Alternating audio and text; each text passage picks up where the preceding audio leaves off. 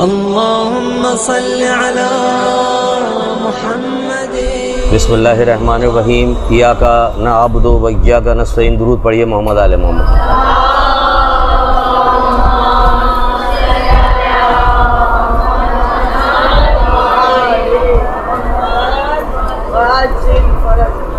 बहुत पहले आपको एक रवायत बयान भी कर चुके हैं, इरादा तो नहीं थी लेकिन वहीं से गुफ्तगू करते हैं कि जब अल्लाह किसी कौम पर गज़बनाक होता है, गौर से सुनिए और समझिए और देखिए माशरे में हमें यहाँ पर ये हमारी इम्तिहान की जगह है। दुनिया मुसाफिर खाना है, बदबख्तों ने इसे अपना वतन बना रखा है। ये वतन नहीं हमारा जो इस पर हम दिल लगाएं और सारी हमारी हिम्मतें, सारी हमारी कोशिशें, सारा वक्त जो है इसी पे गुजर जाए। दुनिया मुसाफिर खाना है, बदबख्तों ने इसे वतन बना रखा है। ये हमारा वतन नहीं है, वतन हमारा वो, उसके लिए तैयारी करने के लिए यहाँ भेजा गया हमें।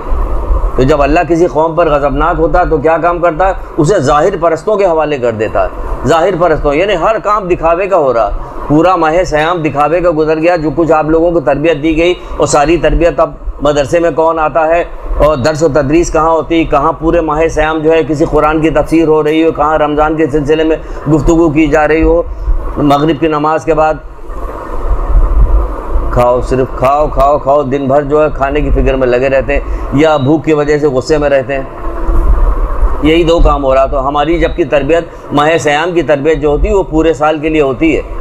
पूरे साल की तरबियत होती है कि हर सेकंड हर लम्हे हमारे जहन में ये बात रहती है कि हमारा रोज़ा है, हमें ये नहीं करना, हमें वो नहीं करना, हमें ये नहीं करना, हमें वो नहीं करना। ये इतना देखिए, वैसे तो हमें हर रोज़ 5 वक्त की नमाज पे भी हमें यही करना कि नमाज तुमको बेहयाई बुरी बातों से बाज रखती है। हमें मुसलसल हर थोड़ी देर के बाद नमाज़ पढ़ने के लिए जा रहे हैं। हर 2 घंटे के बाद हमारी नमाज का मगरिब का वक्त आ गया, ज़ोहर का वक्त आ गया, असर का, सुबह का वक्त। तो हर वक्त हमें यही सिखाया जा, हमें गुनाह नहीं करना वरना हमारी नमाज कबूल। लेकिन माह सयाम में क्या होता है, एक एक सेकंड, हर सांस, हर सेकंड, लेटे हो, बैठे हो, सो रहे हो, हर वक्त तुम्हारा जो है इबादत का वक्त, इबादत में शुमार हो रहा। तो इसमें और हर लम्हे ये नहीं करना वो नहीं करना। हालांकि सिर्फ खाने पीने से परहेज़ होता और किसी चीज़ से परहेज़ नहीं होता, जबकि हर बात को मना किया जा रहा, हर बात को मना किया जा रहा। क्या इस वक्त कोई अगला हफ्ता जो है रमज़ान नहीं शुरू होने वाला, लेकिन एक बता रहे हैं कि जो कुछ होने वाला था, क्या लिया क्या नहीं लिया, शायद कुछ अफसोस पैदा हो, शायद कुछ जहन में बात आए और उसकी वजह से आगे आने वाले वक्त को हम सही तरह से गुजार सकें। तो क्या होता है, एक एक लम्हा हमारा इस ख्याल में गुजरता है कि हमारा रोज़ा है, हमारा रोज़ा, हमें ग़ीबत नहीं करना, हमें झूठ नहीं बोला, हमें बेपर्दगी अख्तियार नहीं करनी। सुबह बैठ के आईने के सामने क्या शेव नहीं बनाना। रोज़े के आलम में सुबह से शाम तक रोज़ा है, कुरान हम पढ़ रहे हैं, नमाज हम पढ़ रहे हैं, सारे काम कर रहे हैं, लेकिन गुनाहगार हैं। क्यों? दाढ़ी मुंडा हुआ गुनाहगार। क्यों? बेपर्दा है, कोई अहमियत नहीं। क्यों? इसलिए अहमियत नहीं कि कोई चीज़, इस किस्म की चीज़ बताई ना जाती। लोग डरते हैं बताते हुए कि आपको नसीहत करते हुए लोग डरते हैं कहीं खफा ना हो जाए लोग। भाई खफा क्या, अल्लाह को राज़ी करो, बाकी सब काम सही है। जब अल्लाह ही नहीं राज़ी तो पूरी दुनिया राज़ी हो जाए तो बेकार है। पूरी दुनिया राज़ी होकर क्या करेगी जब अल्लाह ही राज़ी नहीं। तो ये देखिए, ये गुजारा, फिर ईद का ज़माना आया, ईद का दिन आया, वो सारी चीज़ें खुल गई सामने के। क्या हो गया, टीवी पे आपने प्रोग्राम सारे देख लिए। जितने फासिक व फाजिर लोग थे माह सयाम से लेके ईद के प्रोग्राम तक सारे उन्हीं लोगों से तो सारा प्रोग्राम करवाया जा रहा है। यहाँ कहा जा रहा है कि रोज़ा रखो ताकि मुत्तकी हो जाओ, तकवे, यहाँ तकवे और परहेज़गारी की बात होनी चाहिए। ऐसे ही लोगों को आना चाहिए जो कोई ऐसी बातें बताते जिससे हमारे दिल में कोई शौक़ पैदा होता। हम भी देखते, अपना जायज़ा देखते, हमारे में तो ये कमी पाई जाती है, हमारे में तो ये कमी पाई जाती है, तो हम उठते। उनको देखने के बाद क्या चीज़ पैदा हो रही है, यही पैदा हो रही है कि जब ये लोग, हाँ अल्लाह माफ़ करने वाला है, इंशाल्लाह अल्लाह माफ़ कर देगा, तो उनको माफ़ कर देगा, फिर हम भी गुनाह करते हैं, हमें माफ़ कर देगा, ये वाली चीज़ पैदा हो रही। उसके बाद फिर क्या हुआ, जन्नतुल बकी के सिलसिले में आपकी 3 घंटे की क्लास हुई। अब हम क्या कर सकते हैं, अफसोस के अलावा, गिरिया के अलावा, ये थोड़ा बहुत एहतजाज करने के अलावा हर जगह मजलिसें बर्पा हो जाती है। और क्या कर सकते हैं, और क्या करना चाहिए हमें भाई, उसके सिलसिले में और भी कुछ हमें करना चाहिए। जी हाँ, करना चाहिए। क्या करना चाहिए, उसी सिलसिले में कुछ बात बतानी, कुछ बात करनी कि हमें क्या करना चाहिए। कि वो तो हम हज करने के लिए जाते हैं, तो किस लिए जाते हैं, अल्लाह की इबादत करने के लिए जाते हैं। वहाँ से मक्के मदीने से होते हुए सारी जन्नतुल बकी में भी जाते हैं। जो कुछ आसार हैं उनको ही देख कर हम आते हैं कि हमें सवाब मिलेगा, सब कुछ होगा। लेकिन ये सारा सवाब, सारी चीज़ें अपनी जगह पे हैं। एक चीज़ की कमी होने की वजह से सारा सवाब हम ख़राब करते रहते हैं। वो क्या कमी है, बार बार आप लोगों से बताते रहते हैं, बार बार आप लोगों से कहते रहते हैं कि शायद आप लोगों की ज़बान पे, देखिए ये बार बार कहने का फ़ायदा ये होता है कि जैसे एक मिसाल देते हैं हम आपको, बहुत आम सी मिसाल है, जब कभी कहीं से भी पहली दफ़ा कोई बात निकली होगी कि काली बिल्ली रास्ता काट गई मत जाओ, तो कहीं एक दफ़ा पहली दफ़ा निकली होगी, तो पहली दफ़ा निकलने से तो पूरे हिंदुस्तान में फैल के यहाँ तक नहीं आ गई। इसका मतलब बार बार बार बार बार बार इतनी बार कहा गया कि हिंदुस्तान के किसी कोने में चले जाइए, और यहाँ भी बहुत सारी जगह पे ये बात इतनी मशहूर है कि बच्चे से भी कहिएगा ये काली बिल्ली रास्ता काट गई, कुछ गड़बड़ होने वाला, अभी नहीं जाओ, फिर रुक जाओ, सबको पता चल गया। तो इसका मतलब ये कि इतनी बार ये बात कही गई है कि हर फर्द तक पहुँच गई। तो ये नेकी क्यों नहीं इतनी बार कही गई कि हर फर्द तक पहुँच जाए?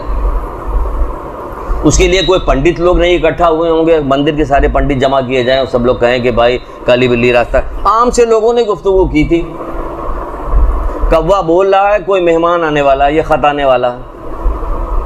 आप जो मुख्तलिफ मुल्कों के ये सारे मुहावरे निकाल के इसकी भी किताबें मिलती हैं, वो जाके लेके आई, चाइना में क्या है और जापान में क्या बोला जाता है, और यहाँ वहाँ हिंदुस्तान पाकिस्तान, तो सब जगह के मुहावरे के वो सब कैसे चलते हैं। कौवा बोला कोई आने वाला, ये ख़त आने वाला, ये सब किसने क्या, पंडित जमा हो गए थे, लोग जमा, सारे उलमा जमा हो गए, तो उन्होंने बात की थी जिसकी वजह से सब तक पहुंच गया। नहीं, आम लोगों ने गुफ्तगू की। देखिए कि आम लोगों की गुफ्तगू कितनी पावरफुल होती, इतनी पावरफुल होती कि बच्चे बच्चे तक ये बात खबर पहुँच जाती। तो अगर इसी तरह से कुरान और अहादीस पहुँची होती, आम लोगों ने गुफ्तगू की होती हर मसले के ऊपर, तो लोगों तक कितनी बात पहुँच गई होती अब तक, और कितना पावर है ये। नहीं, कोई शौक़ नहीं दिलाया गया, कहीं बात नहीं की गई, किसी ने जिम्मेदारी नहीं बताई गई, ना आपने खुद अपनी जिम्मेदारी महसूस की कि मोहम्मद आले मोहम्मद का कलाम है, परवरदिगार का कलाम है, हमें मालूम होना।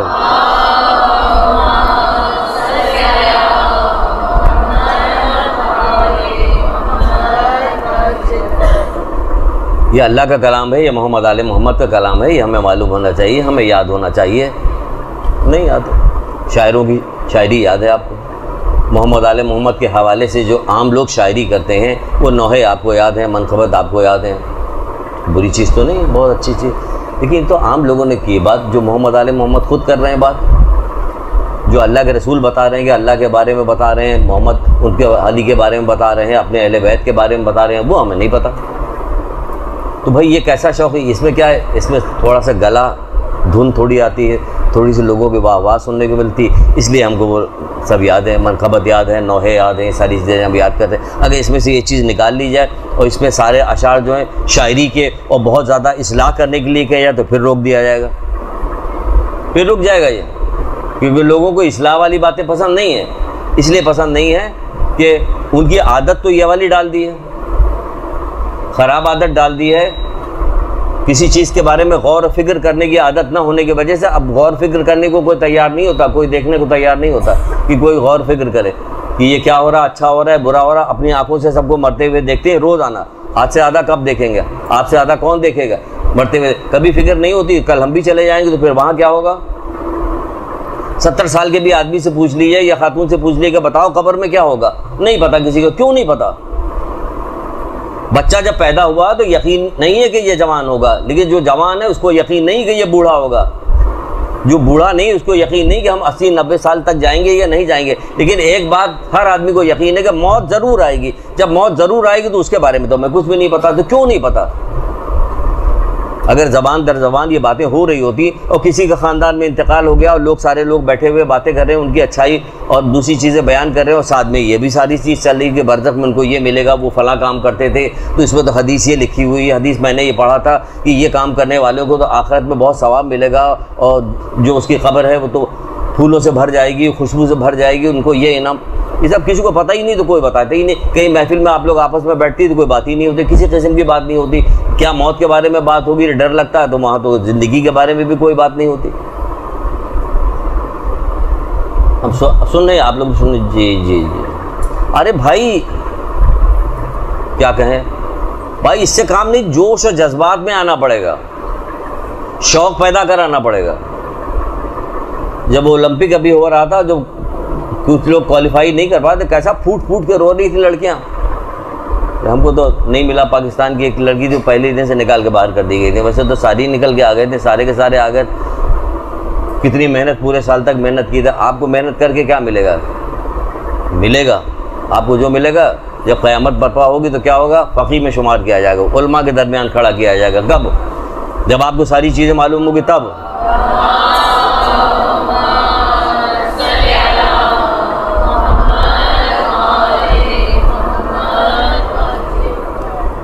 बात शुरू करें अपनी, वरना तो इसी में बात निकल जाएगी। मैं अक्सर और बेशतर एक हदीस सुनाता था, उसका आधा हिस्सा सुना। 2 आदमियों ने मेरी कमर तोड़ दी।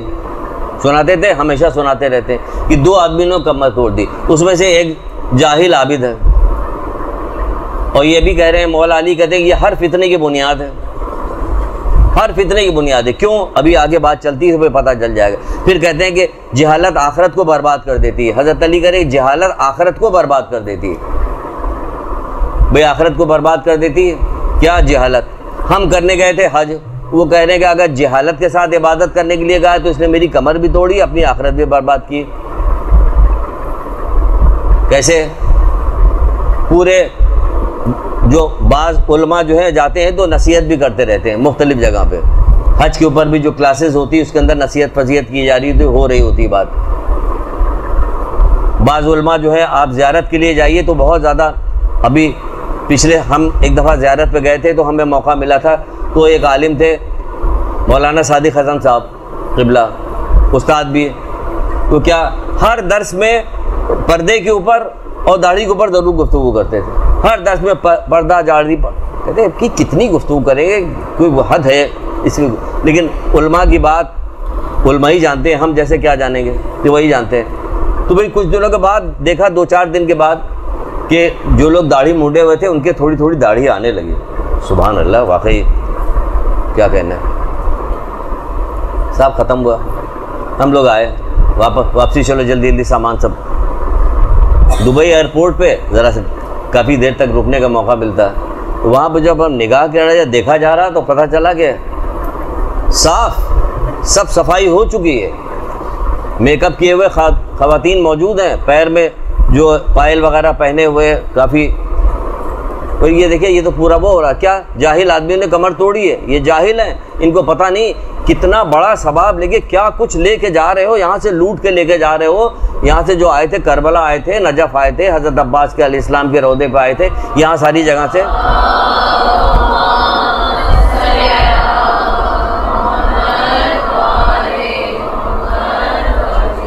कितना सवाब कमा के जा रहे हो, उसको ज़ाया कर रहे हो? नहीं पता। एक दफ़ा के बोलने से थोड़ी होगा, नहीं पता। सारा ज़माना जो अभी मिसाल नहीं दी, सब मिल के बोले हैं, तब बच्चों को पता चल गया कि काली बिल्ली के रास्ता काटने से रुक जाओ, नहीं जाओ। ये किसी ने नहीं पता कि बिस्मिल्लाहिर्रहमानिर्रहीम पढ़ो, इससे ऊपर की कोई चीज़ नहीं। ये कोई नहीं, बिस्मिल्लाह पढ़ो। 5वें इमाम से किसी ने पूछा कि मौला क्या बुध के दिन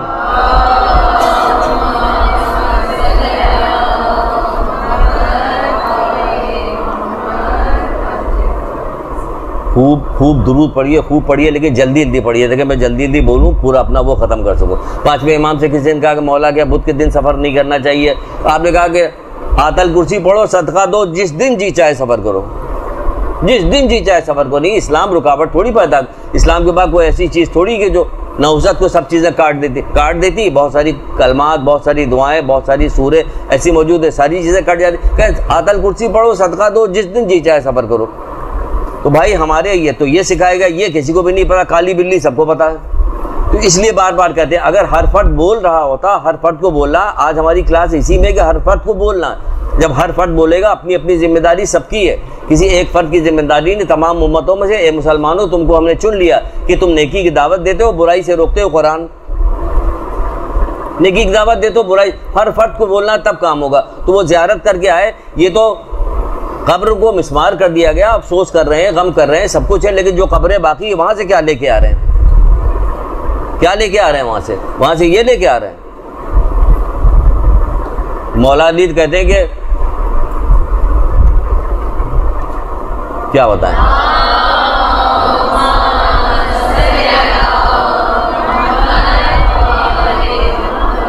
नजब से वापस हो रहे हैं, वो ये कह रहे हैं कि मैं तो वही चाहता हूँ जो अल्लाह चाहते हैं। तो अल्लाह ये चाहता है कि औरतें बेपर्दा घूमें, अल्लाह ये चाहता है कि दाढ़ी मूंढी जाए, अल्लाह ये चाहता है कि अब सब उसी तरह से फुस्क फजूर में मुब्तला हो जाए। वो तो ये कह रहे हैं कि मैं तो वही चाहता हूँ जो अल्लाह चाहता है। यहाँ उन्हीं के नाम लेकर न जाने कितनी बुराई की जा रही है। अरे ज़ियारत करके लोग आ रहे हैं, बुराई कर रहे हैं। जो मौजूद हैं, जो ज़ियारत गाहें मौजूद हैं, उनकी कौन सी कदरदानी हो रही है। वहाँ से फैज़ लेके आए, किस तरह के दीन का फैज़ लेके आना और खाली मुरादें पूरी कराना। ये मुरादें भी दुनिया वाली, आखिरत वाली कोई मुराद नहीं चाहिए। फिर आखिरत वाली जब हम मरेंगे तो मौलवी साहब से पढ़वा देंगे, इनको आला इल्लीन में जगह देंगे, ये वाली मुराद तो हमारे औलाद करवा देंगे हमारे लिए। भाई खुद भी तो कुछ करेंगे आखिरत के लिए। वहाँ से वापस आ रहे हैं, क्या वो कह रहे हैं कि हम तो बस वही चाहते हैं, मैं तो वही चाहता हूँ जो अल्लाह चाहता है। तो जब वहाँ से आ रहे हैं तो अल्लाह ये चाहता है कि आप जाहिल ना रहें, अल्लाह ये चाहता है कि आप गुनाह ना करें। तो अल्लाह तो ये चाहता है, तो मौला भी फिर इसका मतलब यही चाहते हैं कि हम न जाहिल रहें, ना हम कोई गुनाह करें। और इसके बाद जितनी सारी चीज़ें जो इल्म हदीस में और जो अखलाकियात की किताबों में सारी चीज़ें भरी हुई है, वो क्या यही तो लिखा हुआ, यही सारी चीज़ लिखी हुई। ये आपको पसंद नहीं, नारे लगाना आपको पसंद है, और अली के मनक़बत उनकी तारीफ़ कर, वो तारीफ़ से खुश होने वाले नहीं इस तरह से। ये याद रखिएगा, अगर कोई कह रहा है तो वो धोखा दे रहा है, क्योंकि जब तारीफ़ से अल्लाह राज़ी नहीं हो रहा तो ये तो कुछ पसंद ही नहीं करते। मगर ये जो अल्लाह चाहता है, तो अल्लाह तो खुद ही अपनी तारीफ़ से राज़ी नहीं हो रहा। कितनी बात सूरे माउन की हम बार बार तकरार करते हैं, तो कुरान को तो तकरार करने को ऐसे भी कहा गया, तो हम तकरार करते हैं। वो सुबह ऊपर से लेके नीचे तक जो नमाज़ पढ़ रहे हैं उसमें क्या काम हो रहा है, सिर्फ अल्लाह ताला की तारीफ़ ही तो हो रही है। अल्लाह अकबर से शुरू किया और अल्लाह अकबर पे ख़त्म किया तारीफ़। वो अल्लाह कह रहा है कि बस ऐसे नमाजी की तबाही है जो अपनी नमाज की हिफाजत नहीं करते। तो जब अल्लाह ये कह रहा है तो ये अल्लाह के उसूल से हट के कोई काम थोड़ी करेंगे। ये भी वही का जो अल्लाह चाहता है वही मैं चाहता हूँ। तो अल्लाह तो यही चाहता है कि तारीफ़ नहीं चाहता, काम करो। अल्लाह को ये सियासतदान नहीं कि आपने तारीफ़ करके बेवकूफ़ बना दिया आपने।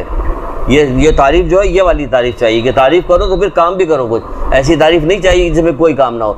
तो जहलत को है, आखिरत को बर्बाद करती है। हज करके आए तो कुछ फ़ायदा नहीं हुआ, ज़ियारतें करके आ रहे तो कोई फ़ायदा नहीं हो रहा, तो फिर इसका दिन मनाने का क्या फ़ायदा आपको होगा कि इनसे जो आसार कैसे बाकी रखे जाएंगे। जो कहा जा रहा है, पिछली दफ़ा जो क्लास ख़त्म हुई तो उसमें आखिरी टुकड़ा यही था कि हमें आसार बाकी रखने के लिए क्या करें, कि इनकी अहादीस को, इनके उलूम को अपनी ज़ात के ऊपर हम इस तरह से वो करें कि चलते फिरते हमारा चलना फिरना, उठना बैठना, बातचीत करना सबसे ज़ाहिर हो रहा हो, ये चलते फिरते आसार हैं। तुम हमारे लिए जीनत बनो, हमारे लिए नंगोआर ना बनो। तो जीनत ऐसे ही बनिएगा जब उनके बताए हुए बातों पे अमल कीजिएगा, तब जीनत बनेंगे आप। तो आप जीनत बनेंगे जहाँ से कहेंगे नहीं माशा, इनके यहाँ कोई बेपर्दा नहीं होता। किसके यहाँ? इन जाफरी लोग जो होते हैं ना, इमाम जाफर सादिक अलैहिस्सलाम के मानने वाले शिया,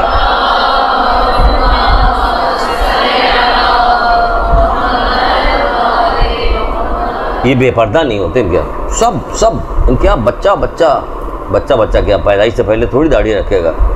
पता है इनके यहाँ हर फर्द दाढ़ी रखता है, तो कोई इनके यहाँ बेपर्दा नहीं घूमता है। झूठ बेईमानी तो इनके यहाँ छू ही नहीं गई, बेईमानी तो करते ही नहीं है। और बात पे हदीसें पेश कर रहे होते हैं अल्लाह के रसूल के, बात पे जो कुरान की आयतें पेश कर रहे हैं। अल्लाह के रसूल कहते हैं नहीं, एक किताब है जिसका नाम है कुरान अहले बैत की नज़र में, कुरान अहले बैत की नज़र, पतली से छोटी सी किताब है। तुम्हारी हर बात जिक्र खुदा और तिलावत कुरान पे मुश्तमिल होनी चाहिए। तुम्हारी हर बात जिक्र खुदा और तिलावत कुरान, हमारी हर बात जिक्र खुदा और तिलावत कुरान पे है।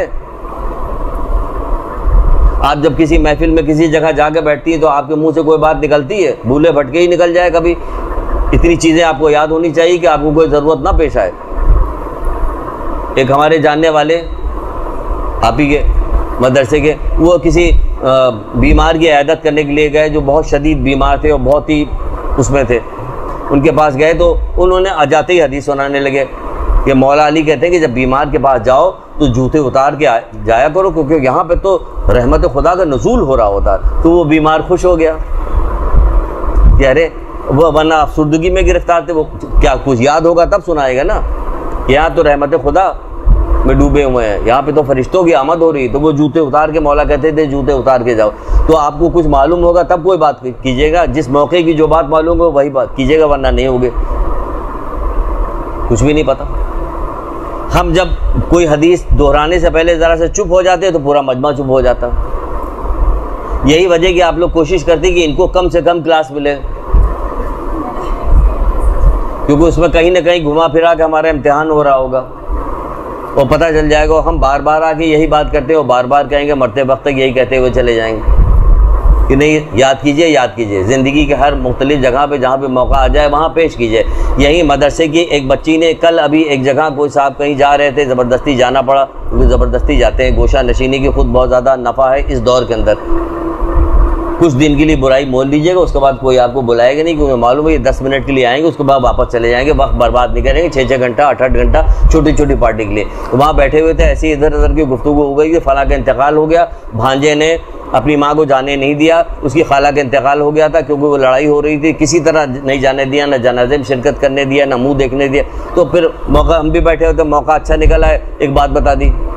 तो जब कोई मौका किसी जगह भी कोई मालूमात होगी तब बात बताइएगा ना, तो कोई बुरी भी नहीं लग रही। ऐसी भी कोई नहीं बात है कि आप कहिएगा कि बेमौका आप बिलाजे कहिएगा, तो आपको इतनी समझ भी होनी चाहिए कि बेमौका कोई बात नहीं करे। हमने कहा हमारे मदरसे की भी एक बच्ची का फ़ोन आया था, वो कह रही थी उसके ससुर या उसके बाप किसी का इंतकाल हो गया, तो पूछ रही थी, उन्होंने वसीयत की थी कि फ़लाँ को हमारी जनाजे पर ना आने देना, तो क्या किया जाए।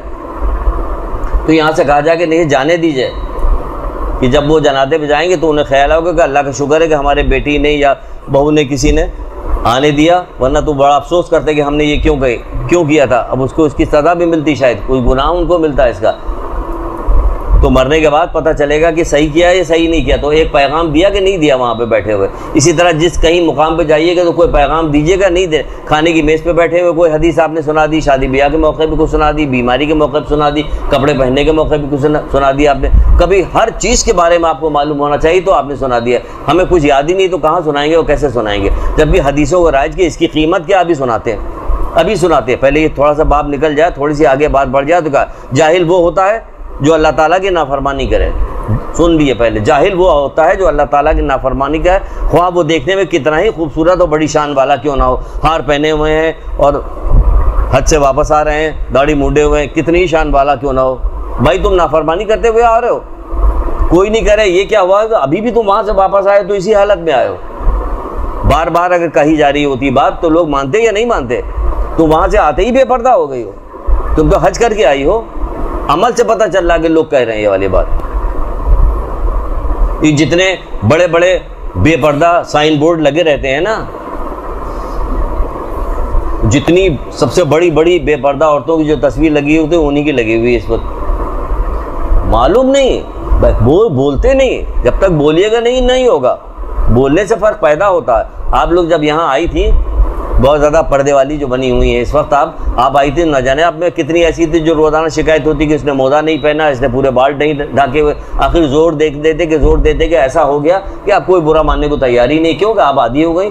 सुनते सुनते आपको हज वाली पर्दे वाली भी क्लास हुई और दूसरी क्लासेस में और मुख्तलिफ हवाले से जो आपकी ओल्ड स्टूडेंट हैं वो आपको आके बताती हैं, सुनाती, तो आपका आखिर दुरुस्त हो गया कि नहीं दुरुस्त हो गया।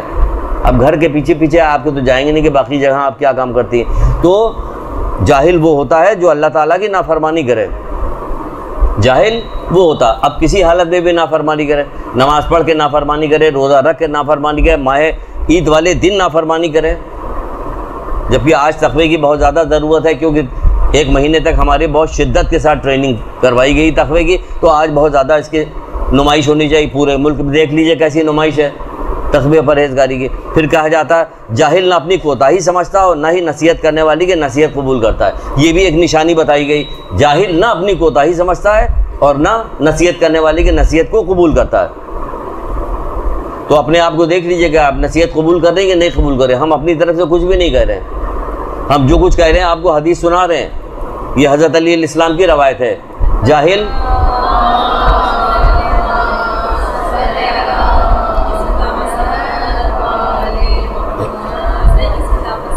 जी, ये जो है मीज़ान हिकमत की जिल्द 2। हाँ तो बता तो रहे हैं आपको, जाहिल ना अपनी कोताही समझता और ना नसीहत करने वाले की नसीहत की बात को कबूल करता। हज़रत अली अलैहिस्सलाम मीज़ान हिकमत जिल्द 2, और बाब है जहालत का, जहालत वाला बाब है, उसमें लिखा हुआ।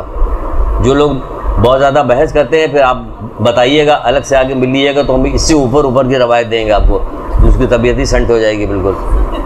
हाँ बिल्कुल तबीयत सही हो जाएगी। इसकी वजह कि ये सारी चीज़ें आम तो की नहीं गई, पहली दफ़ा सुनते हैं, हम उसे बेचारा भी कहेंगे। अगर जो बहस कर रहा बेचारा या बेचारी भी होगी, क्योंकि पहली दफ़ा जब बात सुनी जाएगी तो ऐसे ही होगा। होता कि नहीं होता, पहली दफ़ा बात सुनी जाए ऐसे ही होगा। कड़वी दवा अचानक मुँह में डाल दिया आपने, तो फिर यही होगा। आपको बार बार सुनाई दे, हर किसी के आलिम के पास ना बैठो, बस तुम ऐसे आलिम के पास बैठो जो तुम्हें 5 चीज़ों से करीब करे और 5 चीज़ों से।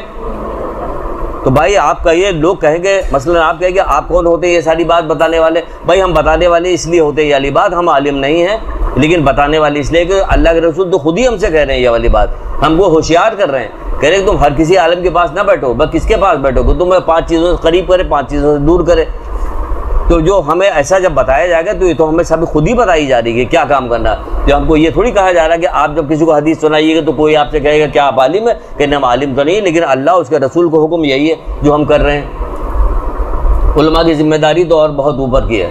कितनी हदीसें फैलाई हैं आयतुल्लाह दस्ते गैब में, कैसी कैसी किताबें लिखी हैं। मीज़ान हिकमत में कितनी 16 जिल्दें हैं मीज़ान, कितनी रवायतें जमा की। ये हैं उलमा, ये हैं उलमा जिन्होंने काम किया। हम लोग तो बहुत नीचे के लोग हैं, अवाम है, अवाम में तो छोटी छोटी बातें आगे फैलाने की, वही काम हमने रोक लिया, हमने वही काम नहीं किया। ये तो हैं शेख अब्बास कुम्मी, कैसी कैसी हदीसें हैं, कौन कौन सी किताबें इनकी, कैसे जमा किया, उसूल काफ़ी में कैसी हदीसें जमा की गई। ये सब कौन लोग हैं? ये हैं उलमा जिन्होंने काम किया। फिर उसके बाद के जो काम है वो नहीं किया, उन्होंने किताबें में तो जमा कर दिया। किसके लिए जमा किया? हम कुछ काम करने के खोलने को तैयार, किताब लेने को तैयार नहीं, ना खोलने को तैयार है ना किताब लेने के लिए तैयार है।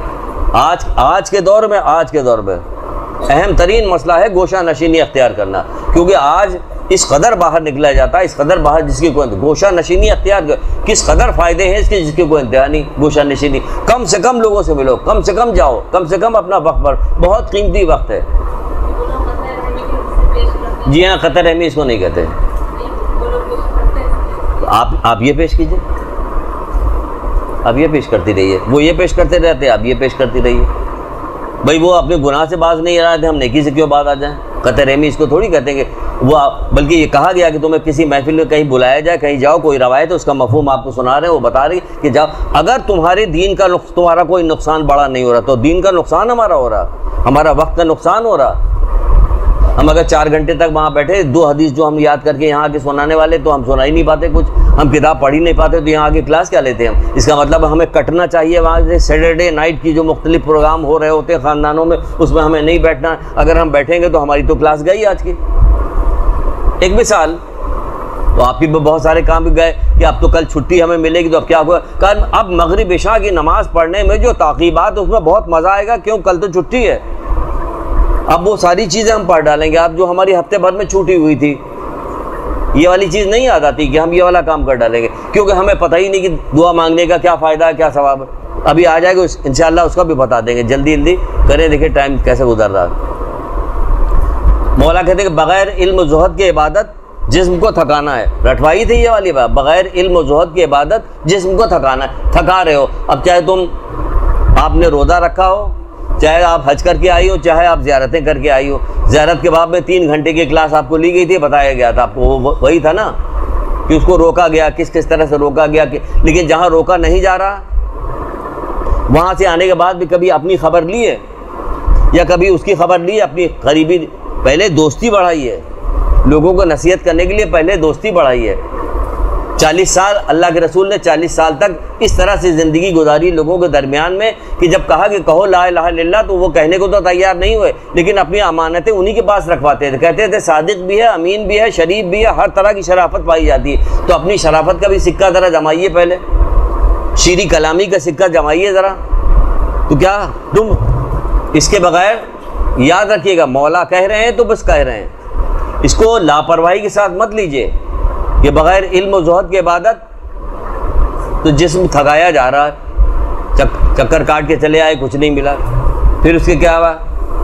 फिर कहते हैं अल्लाह के रसूल, ये तजल्लियात हिकमत की रवायत है, तजल्लियात हिकमत, हवाला लिखती जाइए, जाके बताइएगा। अल्लाह जिस तरह अपने दुश्मन को पहचानते हो, इसी तरह अपने ऐब को भी जानने के लिए चालाक बनो। हज़रत अली की सारी रवायतें तजल्लियात हिकमत में सिर्फ मौला की रवायतें हैं, सिर्फ मौला अली की रवायतें हैं कि जिस तरह अपने दुश्मन को पहचानते हो, पहचानने में होशियार रहते हो, इसी तरह अपने ऐब को भी जानने में चालाक बनो। ये ऐब बयान किए जा रहे हैं, कोताहियाँ बयान की जा रही हैं, लेकिन वो उसके लिए चालाकी हम नहीं दिखाते, उसके लिए चालाकी नहीं दिखाई जा रही होती। फ़ायदा क्या है, बड़ाई क्या है, बुलंदी क्या है? अल्लाह के रसूल अपने सहाबियों के दरमियान रह के सवाल करते हैं, अल्लाह के रसूल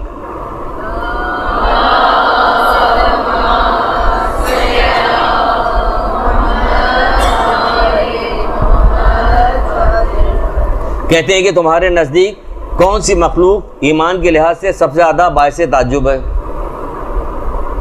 सुनिए ज़रा तो समझिएगा, कीमतें पहचानिएगा तो मज़ा आता है। जब कीमत पहचानी जाती है तो मज़ा आता है। किसी चीज़ की जैसे कीमत कम बताई जाती है फ़ौरन नज़रों से गिर जाती है। अच्छा, जब बड़ी कीमत होती है तो फिर तो क्या कहते हैं कि तुम्हारे नज़दीक कौन सी मखलूक ईमान के लिहाज से सबसे ज़्यादा बायसे ताज्जुब है ईमान के लिहाज? तो उनका फरिश्ते, उनका वो क्यों होंगे? तो अल्लाह ही के पास रहते हैं, तो वही क्यों, वो क्यों होंगे? फिर उन लोगों ने फिर जवाब दिया कि फिर अंबिया, तो अल्लाह के रसूल ने कहा वो क्यों ना होता, उनके पास तो वही आती रहती थी।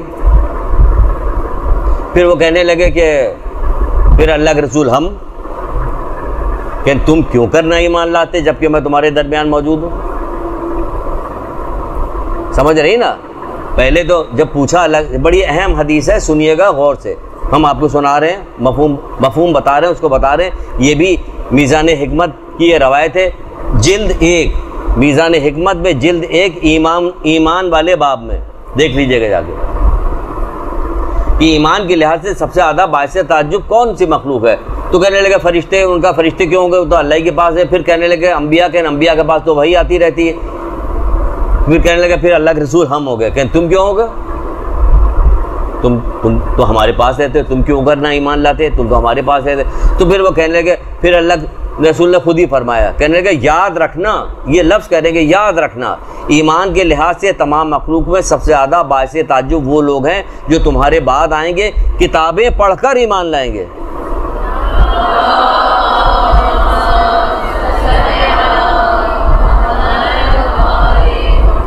बात जगह पे लिखा हुआ है सफ़ेदी पे स्याही को देखेंगे और ईमान लाएंगे, यानी वही किताबें पढ़कर ईमान लाएंगे। ये किताब उठाने को कोई तैयार नहीं, पढ़ने के लिए तैयार नहीं, किसी की कोई जाती किताब। अरे दुआ तक की तो किताबें लोगों के पास मौजूद नहीं है। जो आम सी दुआ की किताब बताई जाती है, जो जब से पाकिस्तान बना था तब से वो दुआएं की किताबें चल रही, ताक़ीबात की बात नमाज, वो तक तो किसी के पास मौजूद नहीं। वो किताबें पढ़कर ईमान लाएंगे। कहाँ ईमान, किताब क्या पढ़ के ईमान लाए? किताबें पढ़ के कितनी अहम, अभी 2-1 के बाद अभी बताते हैं। 10-15 मिनट हम लेट आए हैं ना, या लेट हमें भेजा गया, तो हम भी फिर लेट ही बताएंगे सबको।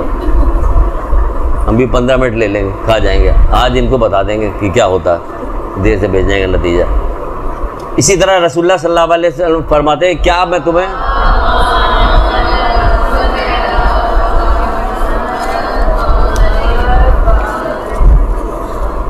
आप फरमाते कि मैं अपने भाइयों से कब मुलाकात करूंगा? तो सहाबा ने कहा कि अल्लाह के रसूल क्या हम आपके भाई नहीं? कि नहीं, तुम तो मेरे साहबी हो, मैं अपने भाइयों से कब मुलाकात करूंगा? कि अल्लाह के रसूल हम आपके भाई नहीं हैं? कि तुम तो हमारे साहबी हो। कि तो फिर आपके भाई कौन है? अल्लाह के रसूल फरमाया कि तुम हमारे साहबी हो, बल्कि मेरे भाई वो लोग हैं जो मुझे देखे बगैर ईमान ले आएंगे, मैं उनसे मुलाकात का शौक़ रखता हूँ।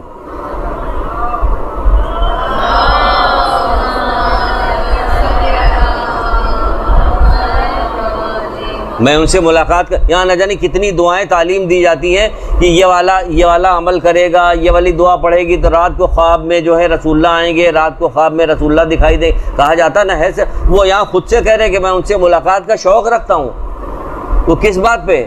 इस बात पे बगैर देखे ईमान ले आए। तो बगैर देखे ईमान ले आए, सफ़ेदी पे स्याही को देखा ईमान लाए। किस चीज़ की? कहा गया उस चीज़ की कि जैसे ही कोई बात सामने आती है फ़ौरन किताब उठा के देखने लगते हैं कि वो शादी होने वाली, बच्ची की शादी होने वाली, अब बुलूगियत की मंजिल को पहुंच गई, लाओ देखते हैं कि अल्लाह के रसूल के क्या हुक्म है, क्या कहा जा रहा है, अइम्मा तारीख ने क्या बताया, लाओ कोई देखें, किताब देखें। कौन सी किताब देखी गई थी? कोई किताब देख के शादी हुई है? एक जगह बैठे हुए थे कहीं, फिर बार बार अपनी बात बता रहे थे। हाँ बताएंगे, हमें तो आदत है बोलने की, और जहाँ बैठते हैं वहाँ कोई ना कोई हदीस ज़रूर सुनाते, मौका निकालते रहते हैं मुंह भी लोगों को बनता रहता है या नहीं बनता रहता, तो हमें क्या करना है? कौन दुनिया में कोई है जिससे सारे लोग राज़ी हुए हों? अल्लाह ही से सारे लोग राज़ी नहीं। एक एक लम्हे, एक एक कदम पे अल्लाह ताला की रहमतें नाजिल हो रही होती, लोग नाराज़ होते कि नहीं राज। यहाँ तो तुमको अगर ज़रा सा कांटा चुभ गया है, तुमको ज़रा सी चोट लग गई, तब भी तुम्हारे गुनाह माफ़ हो रहे। यानी कि वो एक एक लम्हे, एक एक सेकंड पे हमारे गुनाह माफ़ करता रहता है, तरह तरह की बहाने से हमारे गुनाह माफ़ करता है। हम कहाँ उससे राज़ी? हम तो राज़ी नहीं उससे। उसने हमें अशरफुल मखलूक़ात बनाया, हम कहाँ उससे राज़ी हैं? उसने हमें मोहम्मद आले मोहम्मद से मोहब्बत हमारे दिल में डाली, हम कहाँ उससे राज़ी हैं?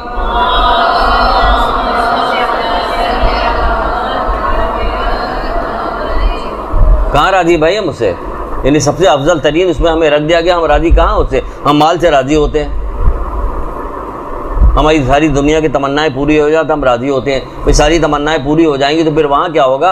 रब्बना आतना फिर दुनिया हसनत व फिल आखिरत हसना व क़िना अज़ाब। हमें दुनिया में भी दे, आखिरत में भी। खाली दुनिया में नहीं चाहिए, हमें आखिरत में भी चाहिए। तो भी आखिरत में चाहने के लिए यहाँ कुछ छोड़ना भी पड़ेगा।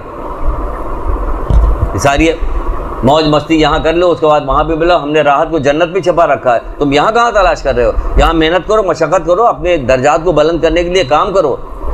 भूखे रहने वालों को सवाब लेना तो रोज़ा रखना पड़ेगा, अल्लाह की बातों को मानना पड़ेगा, तब उसका अजर तुमको मिलेगा। तो वो ये कह रहे हैं यहाँ पे कि वो कौन? हमें उनसे शौक़ मिलने का, हमसे मिलने का शौक़ रखते हैं। हमें मिलने का कोई शौक़ ही नहीं, ना कोई पढ़ने का शौक़ है, ना मिलने का शौक़ है। फिर एक जगह पे फरमाते हैं, अल्लाह के रसूल फरमाते हैं, क्या मैं तुम्हें सबसे ज़्यादा सखी के बारे में ना बताऊँ? तो सबने कहा हाँ अल्लाह के रसूल बताइए सबसे ज़्यादा सखी के बारे में। कह रहे अल्लाह ताला सबसे ज़्यादा जुद सखी है, और उसके बाद मखलूक में मैं हूँ, सही है। और उसके बाद कौन है? उसके बाद मेरे बाद वो शख्स है जो मेरे बाद इल्म हासिल करे फिर उसे फैलाए, मेरे बाद इल्म हासिल करे फिर उसे फैलाए। तो फिर क्या होगा? क़यामत के दिन वो तन्हा उम्मत खड़ा होगा।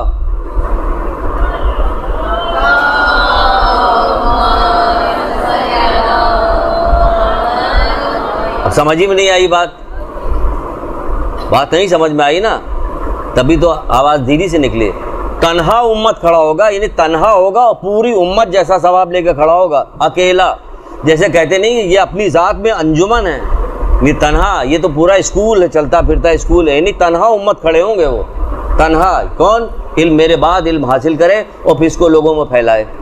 ये तन्हा उम्मत खड़े होंगे। जब फैला रहे हैं, जो फैला रहे हैं, तो हम वो फैला रहे हैं, किताबें लिख के फैला रहे हैं ना उलमा ये काम कर रहे हैं कि नहीं कर रहे हैं? तो हम कहें हम किताब ही नहीं उठाएंगे, हम ऐसे आलिम की महफिल में जाके नहीं, मजलिस में जाके नहीं बैठेंगे जो कोई इल्म की बात बताएगा। हमें जब कोई बात बताई जाएगी, रोका जाएगा, टोका जाएगा, तो हमें बुरा लगेगा। अभी आने से पहले एक साहब आए हुए थे, कह रहे क्या तैयारी करें? हमने खुद थोड़ा बहुत बताया तो वो भी बोलने लगे, कहने लगे भाई हमारी शादी की शादी हो रही थी और सर के नीचे कुरान रखा गया और गाड़ी तक चलता चला गया और गाड़ी पे दरवाज़ा खोल के बैठाला जा रहा था, तो उसमें गाना चल रहा था उस वक्त। यानी उस वक्त से कुरान की नफ़ी हो रही थी बेपर्दगी के साथ। कि बेपर्दगी तो खैर शबाब पे थी उसमें, लेकिन गाड़ी में गाना चल रहा था। तो मैंने आगे मुँह करके कहा भाई गाना तो बंद कर दो इस वक्त। और कहा बताओ, न कुछ कहो मत कुछ, बड़ी सजा बना के तकरीर नहीं करेंगे, सीधी सीधी बात बताएंगे। तो ये है, एक एक बात बताओगे ऐसी है। कोई सजी बनी बहुत सारी चीज़ होती, कभी कभी ऐसी चीज़ें में सुन लिया कीजिए। वहाँ ये गाना बजाना हो रहा था वो, तो हदीसें जब फैलाइएगा तब लोग रुकेंगे ना, वरना नहीं रुकेंगे लोग। ये तारीफ़ बता रहे हैं, मेरे खुलफा पे अल्लाह रहमत नाजिल करे, मेरे खुलफा पे 3 बार अल्लाह के रसूल ये वाली बात कह रहे हैं। तो किसी ने पूछा कि अल्लाह के रसूल आपके खुलफा कौन है? कहने वही है जो मेरी हदीस और मेरी सुन्नतों को या करेंगे, उसके बाद लोगों को बताएंगे। ये क़यामत के दिन मेरे साथ होंगे, मेरे रफ़ीक होंगे, मेरे साथ होंगे। तो देखिए जो लोग जो काम कर रहे हैं, हम उस काम को आगे बढ़ाने को तैयार नहीं, तो हमारी जिम्मेदारी के काम को आगे बढ़। हर फर्द बोले, कोई आप में से ऐसा नहीं जो नहीं बोलता होगा। मुंह में ज़बान ही तो आप लोगों की होती है इतनी बड़ी।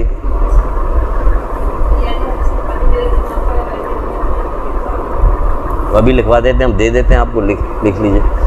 ये मीज़ान हिकमत में भी रवायत है, अनवारुल अहदीस है उस किताब में भी रवायत है, सब जगह है ये वाली रवायत।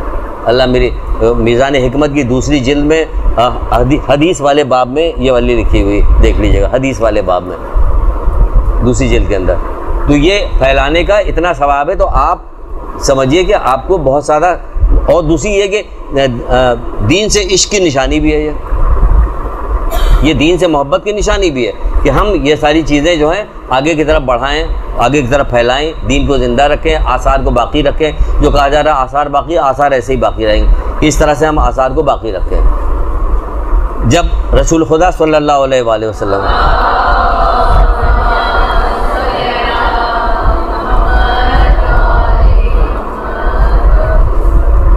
जब आपका इंतकाल हो गया तो रसूलुल्लाह के एक साहबी जो थे, जो कहीं बाहर थे, वो आए खाने फातिमा के पास आए, दर पे आए और बीबी सईदा से कहने लगे कि क्या आपके बाबा तरके के तौर पर कोई चीज़ छोड़ के गए हैं जो हमें मरहमत फरमाई है, दीजिए हमें। उनका हाँ।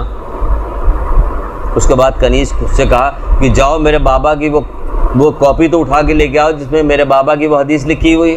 तो सुनिएगा अहम तरीन बात, वो ज़रा सा लाने में देर हो रही थी उसे कि कहाँ रखी हुई, क्या करे देर। कहा जल्दी लेके आओ उस कॉपी पे मेरे बाबा की जो हदीस, वो हदीस मेरे नज़दीक, वो हदीस मेरे बाबा की हदीस मेरे नज़दीक हसन और हुसैन के बराबर है।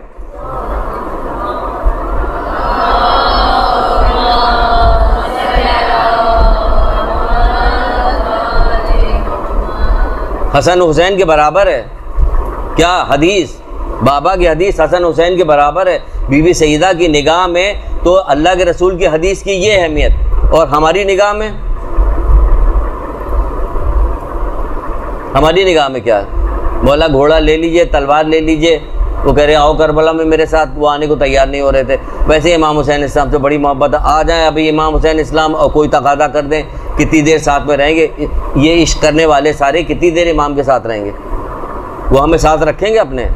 हम उठ ही नहीं रहे किसी तरह से सुबह की नमाज के लिए, हम पाबंदी के साथ नमाजें सब छोड़ा बैठे हुए हैं हमने। हम ज़ोहरैन की नमाज़ देर से पढ़ रहे हैं, घर आके जब सूरज बिल्कुल डूबने लगा किसी ने शोर मचा दिया। अगर घर ऐसा है, ख़ानदान ऐसा है कि भाई नमाज जारी तुम्हारी, अभी तक ज़ोहरैन की नमाज़ नहीं पढ़ी, मगरिब की नमाज के लिए वक्त गुजरता जा रहा, इमाम हुसैन इस्लाम अपने साथ हमें रखेंगे? नहीं रखेंगे ना। वैसे बड़ी मोहब्बत करें तो हम अब इस काबिल भी तो बनाएं अपने आप को कि उनके साथ रहें। वो कह रहे हैं कि ये हदीसें जो है हमारे नज़दीक हसन हुसैन के बराबर है। हमारे नज़दीक क्या है? पूछने वाला पूछ ले कि आपके नज़दीक क्या है, वो हदीसें कैसी है? और है भी, मैं तुम्हारे दरमियान दो बराबर वजन की चीज़ें छोड़े जा रहा हूँ, कहा था कि नहीं कहा था? कुरान और अहले बैत, ये अहले बैत वही तो हैं हसन हुसैन। ये इसी के बता तो उलमा लिखते भी हैं ये हदीसें क्या चीज़ है, लेकिन कुरान की तफसीर है ये हदीसें जो है कुरान की जो तफसीर है उसको आसान करके मोहम्मद आले मोहम्मद ने बयान किया, ये है हदीसें। इसकी वक़्त हमें कि हमें किसी चीज़ के बारे में मालूम नहीं, तो कुरान इनके बारे में तो ये भी कहता है ना, सूरे भी लिख लिया, आयत का नंबर भी लिया, आयत का निशान भी लिख लिए कि किस जगह पे ये कहता है कि ये तो अपनी तरफ से कुछ कहते ही नहीं, मगर कि वो जो अल्लाह ताला की तरफ से कही हुई बात होती बस वही कहते, अपनी तरफ से तो कुछ भी नहीं कहते। जब अपनी तरफ से कुछ भी नहीं कहते तो हदीस क्या हुई? यही हुई ना, ये जो कुरान की तफसीर हुई, क्योंकि अपनी तरफ से तो कोई बात कह नहीं रहे। फिर एक जगह पे कुरान ये कहता है कि जो चीज़ अल्लाह के रसूल तुम्हें दे वो ले लो, जिस चीज़ से मना करे रुक जाओ। तो जो हमें मना की जा रही है वो हमें बात पता ही नहीं, वो तो हमें पता नहीं। एक सूरह नजम में है, आयत के निशान 3 और 4, ये तो अपनी ये तो कोई बात करते ही नहीं मगर वो कि जो अल्लाह ताला की तरफ से कही जाती है। और सूरह हश्र आयत के निशान 7, इसमें यह है कि जो अल्लाह के रसूल तुम्हें दें वो ले लो, जिस चीज़ से रोकें उससे तुम रुक जाओ। तो रुक जाओ, जो लें जो दें जो सारी चीज़ें वो कहाँ हैं? वो यही तो है कि जिसके अंदर मौजूद है, हदीसों में मौजूद है। वो हम सुनने को तैयार नहीं, वो हम याद करने को तैयार नहीं, ना सुनेंगे ना हम याद करेंगे। तो याद करेंगे तो हमें अपनी ज़िंदगी में, अब ज़िंदगी में तो अप्लाई करना है उसे, ज़िंदगी में तो हमें उस पर अप्लाई किए बगैर तो काम ही नहीं चलेगा, क्योंकि ज़िंदगी में हमें अप्लाई करना है। हसन हुसैन के बराबर, तो आओ हसन हुसैन से पूछ लेते हैं, यहीं से शुरू करते हैं। क्या कहते हैं? अच्छी बातें सुन के उस पर अमल करो, क्योंकि यही मोमिन का शेवा है। इमाम हुसैन हसन अलैहिस्सलाम, अच्छी बातें सुनकर उस पर अमल करो, यही मोमिन का शेवा है, यही मोमिन का शेवा है। इमाम हसन ये कह रहे हैं कि अच्छी बातें सुन के अमल करो, यही मोमिन का शेवा है। और इमाम हुसैन इस्लाम क्या कह रहे हैं? इमाम हुसैन इस्लाम कह रहे हैं कि हम अहले बैत की खुशी वही है जो अल्लाह की रज़ा है। ना इमाम हसन इस्लाम पे दुरूद पढ़ा गया, ना इमाम हुसैन इस्लाम पे।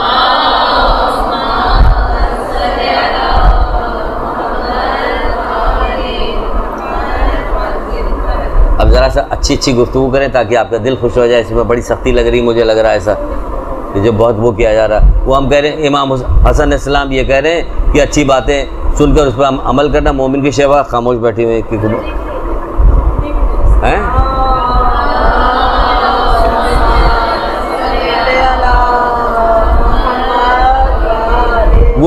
मोमिन की सिफत बयान कर रहे हैं कि मोमिन की सिफत अच्छी अच्छी बातें कुरान और हदीस के अलावा कहाँ हो सकती हैं? अच्छी अच्छी बातें, इससे ऊपर की भी कोई अच्छी बात हो सकती है कि अच्छी अच्छी बातें सुनकर उस पर क्या करना, ये मोमिन का शेवा है। और फिर इमाम हुसैन इस्लाम क्या करें, ये क्यों आपको बयान कर रहे हैं, ये वाली बात क्यों कही जा रही है? हम अहले बैत की खुशी वही है जो अल्लाह की रज़ा है। अल्लाह की रज़ा किस में है? कि कुरान में लिखा हुआ कि अल्लाह की रज़ा किस में? अल्लाह की रज़ा क्या है समझिए। इमाम हुसैन क्या करें, हम अहले बैत की खुशी वही है जो अल्लाह की रज़ा है। अल्लाह की रज़ा क्या है? बेपर्दगी अल्लाह की रज़ा, झूठ बोलना अल्लाह की रज़ा है, गीबतें बैठ के कीजिएगी ये अल्लाह की रज़ा है। अपनी ज़िंदगी को उस तरह से न गुजारिए जिस तरह अल्लाह ताला दुनिया में भेजा इसलिए गया है ताकि आखिरत बनाओ।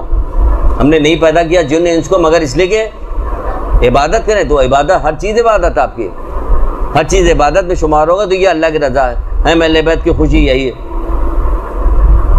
औलाद की तरबियत करें या कोई काम करें, शादी ब्याह, सब चीज़ जो है उसमें इबादत तलाश करना पड़ेगा। एक जगह पे रसूलुल्लाह सल्लल्लाहु अलैहि वसल्लम नहजुल फसा में इरशाद फरमाते हैं,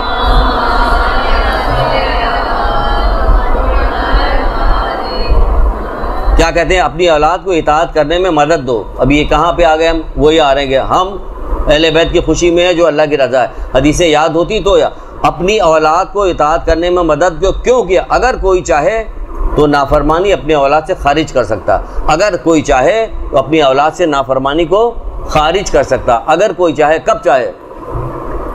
उसी वक्त चाह सकेगा। हर आदमी चाहता है कि मेरे औलाद फर्मा बरदार रहे, लेकिन फर्मा बरदार रहने के लिए जो उसूल बताए हैं इन लोगों ने वो गायब है। हम अहले बैत की खुशी उसी में जो अल्लाह की रज़ा है। अब अल्लाह की रज़ा किस चीज़ में कि औलाद की परवरिश कैसी करनी है, शादी कहाँ करनी है। 3 काम बताएं कि 3 काम की वजह से किसी से शादी की जाती है। रसूलुल्लाह कह रहे हैं 3 काम ऐसे हैं कि जिनकी वजह से शादी की जाती है, किसी से भी शादी की जाती है। वो कौन कौन से काम है? वो फरमाते कि या तो उससे निकाह किया जाता, किस चीज़ के खातिर? दीन की खातिर किया जाता। खैर छोड़िए, दीन की खातिर कौन करता निकाह, दीन के, या फिर क्या वो उसके हुस्न की खातिर होता या उसके माल की वजह से। ये 3 वजह से शादियाँ की जाती हैं। अल्लाह के रसूल कह रहे हैं कि किसी से निकाह जो किया जाता 3 वजह से किया जाता है। या तो किसी औरत से निकाह जो किया जाता 3 वजह, या तो दीन की खातिर किया जाता, या उसके हुस्न की खातिर किया जाता, या माल की खातिर किया जाता। फिर फरमाते हैं कि लेकिन तुम दीनदार औरत का इंतखाब करो। ये अगर बार बार फैलाई गई होती तो हर अम्मा अब्बा जो ख़राब भी होते वो भी अपने बच्चे को जल्दी दीनदार बना रहे होते कि भाई ऐसे तो लोग शादी नहीं करें, क्योंकि अल्लाह के रसूल को हुक्म है कि दीनदार औरत से शादी करो, है ना। यही है ना कि अल्लाह के रसूल को हुक्म है दीनदार औरत से शादी करो। यहाँ कहीं रवाजी नहीं ये वाली बात करने का, दीनदार का तो नाम ही नहीं लिया जाता। हुस्न देखा जाता, हुस्न और माल, हुस्न और माल, यही होता ना वहाँ हुक्म। ये जो हदीसें को जो कहा जा रहा है ये बुनियादी तौर पर यही कहा जा रहा है। मैं एक जगह बैठा हुआ था, जो अभी बताने जा रहे थे आपको, वो बैठा हुआ था तो कुछ इधर उधर की बातें करने के बाद पता नहीं क्या बात आई, जो मैंने कहा उनकी एक बेटी थी, बहुत चाहते थे अपनी बेटी को, मरहूम का इंतकाल हो गया, इसी वजह से मुझे याद भी आ गए, उनका इंतकाल हो गया। इनकी एक बेटी थी, 2 बेटे थे, अपनी बेटी को बहुत कोई बात शादी ब्याह की निकली तो मैंने कहा इमाम हसन अलैहिस्सलाम का इरशाद है,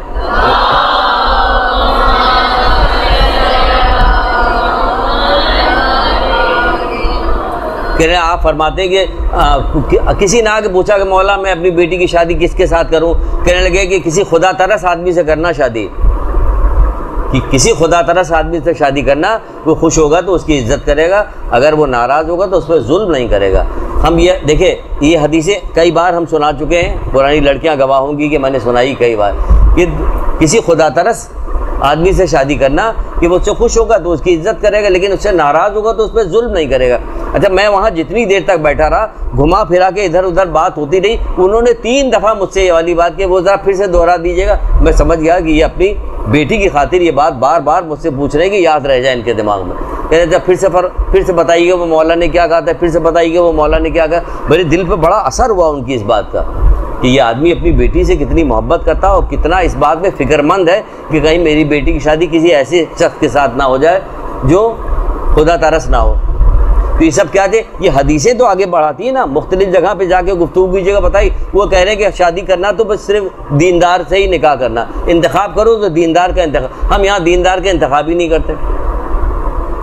नेक औरत, नेक से अगर नेक कहा जाएगा तो खैर देखिए, दीनदार कहा, नेक नहीं कहा। अगर नेक कहा जाएगा तो शायद ही कोई हो जो ये न कहती होगा अपने मियाँ से कि चिराग लेके ढूंढोगे तो मुझसे ज़्यादा नेक कोई भी नहीं मिलेगा तुमको। तो सारे लोग चिराग हाथ में पकड़वा देंगे कि जाके देखो कोई नेक है। भाई नेकी की भी बताई गई है, एक इसी मीज़ान हिकमत की किसी जगह पे नेकी बताई, एक बात बताई गई कि किसी चीज़ को, किसी शख्स को अगर 3 चीज़ें मिल गई, किसी को 4 चीज़ें मिल गई, दुनिया में तो तमाम खैर मिल गया। उसमें हर चीज़ में घुमा फिरा के नेक औरत ज़रूर आ रही, एक नेक औरत, एक नेक औरत, एक नेक ज़ौजा उसको मिल गई तो दुनिया की खैर मिल गई। लेकिन एक उसी रवायतों में आगे बढ़ते हुए एक जगह पर क्या, और नेक वो जो दीन में मददगार हो, ये नेक हो, वरना नेक तो आप सभी नेक हैं, खून थुकवा देंगे हमें, लेकिन नेक सब हैं।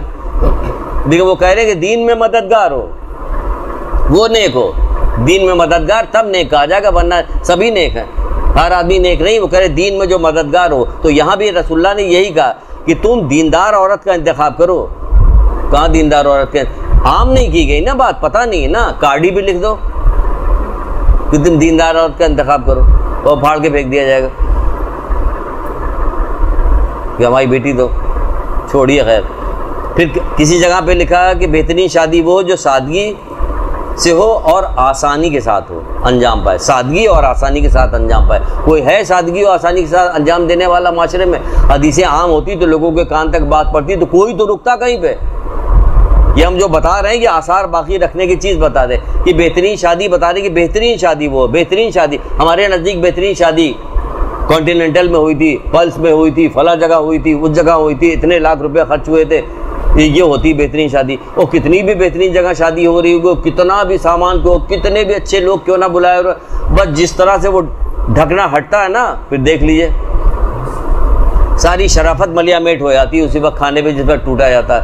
ऐसा लगता है सब भूखे बंगाली आए हुए यहाँ पर। अगर बंगाल में 10 चला गया तो क्या होगा हमारा अशर? तो कटवा देना भाई। तो सारी शराफत पता है। जब वो कह रहे सादगी से हो तो होनी चाहिए। जिस वक्त निकाह हो रहा होता 3 मौके ऐसे बताए गए, रसूलुल्लाह ने बताया कि 3 हदीस में कि 3 मौके ऐसे होते हैं जिस पर दुआएं कबूल होती हैं। 3 मौके ऐसे जिस पर दुआ कबूल होती है। एक बारिश का खतरा जब गिरता, वैसे तो बहुत सारे मौके अलग अलग है, जब बारिश का खतरा गिरता कि उस वक्त दुआ कबूल होती है, और जिस वक्त खून का खतरा किसी शहीद का गिरता ज़मीन पर उस वक्त, और जिस वक्त निकाह हो रहा होता है उस वक्त आसमान के दरवाजे खुलते हैं और दुआ कबूल होती। अगर कानों तक ये बात मुसलसल पड़ी होती तो जिस वक्त निकाह हो रहा होता उस वक्त वहाँ क्या हो रहा था, जहाँ पे निकाह पढ़ाया जा रहा, हॉल हो रहा था, वहाँ क्या हो रहा होता? वहाँ दुआ की तरफ, वहाँ तो फैशन शो चल रहा होता, कैट वॉक चल रही होती है। हर औरत वो कपड़े बदल के, मर्द कपड़े बदल के। अब तो मर्दों की भी कढ़ाई इतनी ज़्यादा हो गई है कि पता ही नहीं चलता कि इसके ऊपर ज़्यादा कढ़ाई है या इनकी बीवी की कपड़े पर ज़्यादा कढ़ाई है, यही नहीं पता चल रही होती। यहाँ तो क्या दुनिया परस्ती की तरफ भागते जा रहे हैं, दुनिया परस्ती की तरफ भागते जा रहे हैं। अरे कोई रोके, आप रोकिए, खुद रुकिए, आप पढ़िए और रुकिए।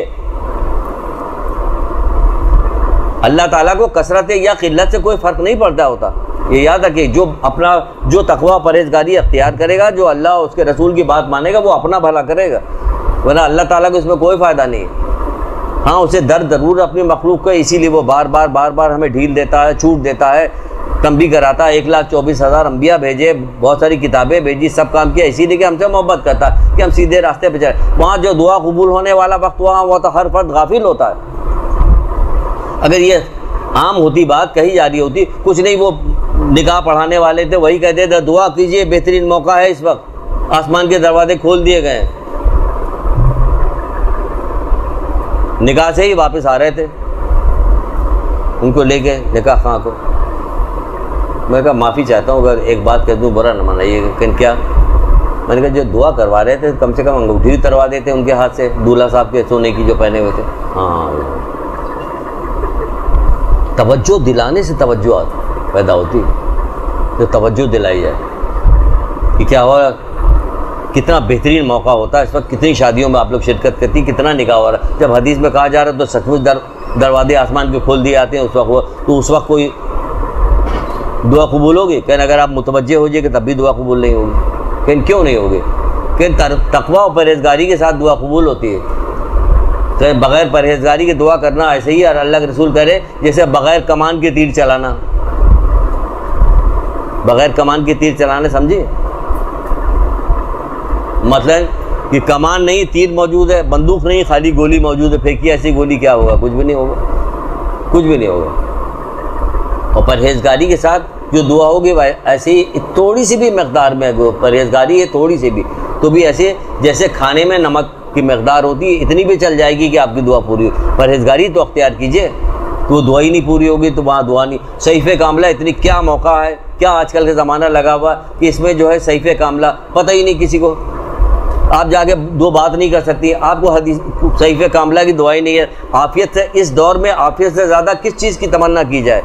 कितने पूरे पूरे बाप भरे हुए हैं इस बात के लिए कि आफियत आफियत आफियत। आज के दौर में जितनी आफियत की ज़रूरत है वह हर दौर में अपने अपने तौर पर ज़रूरत होगी। आज हम कह रहे हैं कि हमें ज़रूरत है, आज हमें ज़रूरत है आफियत की, कितनी ज़रूरत है। सहीफ़े कामला में आफियत की दुआ है, मौजूद है कि नहीं मौजूद है। सहीफ़े कामला किसी घर में सहीफ़े कामला नहीं, सहीफ़े कामला तो ये दुआए आफियत तो रोज़ाना पढ़ने की है।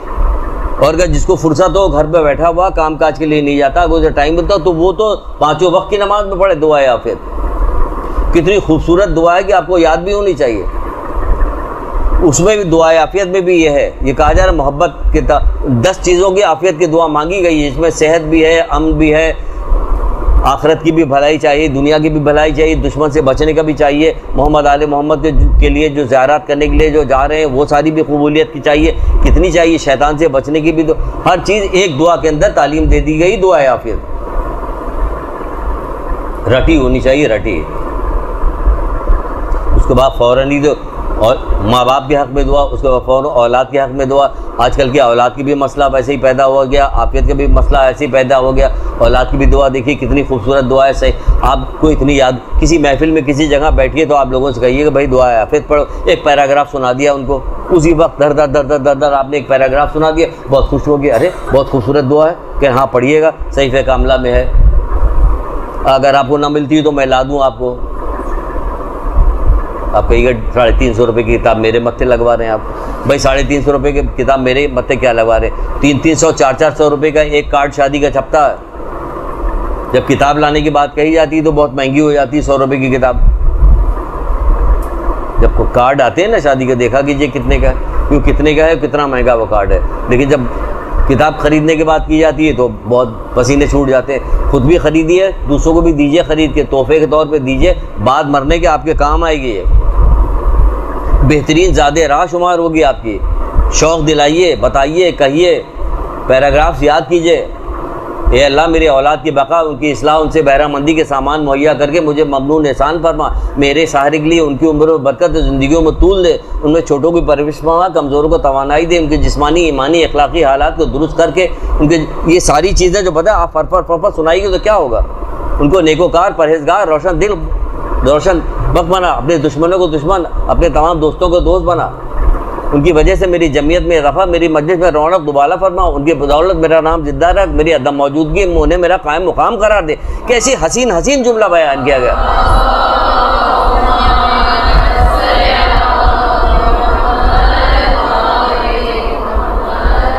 वो नाफरमान, सरकश, मुखालिफ, खताकार ना हो, उनकी तरबियत तादीब, उनसे अच्छे बर्ताव में मेरी मदद फरमा। मेरी ज़ुर्रियत को शैतान मदूर से पनाह दे। अगर तू उसके मकर को ना हटाएगा तो हमें गुमराह करके छोड़ेगा, उसके फितनों से ना बचाएगा तो हमें गुमराह कर देगा।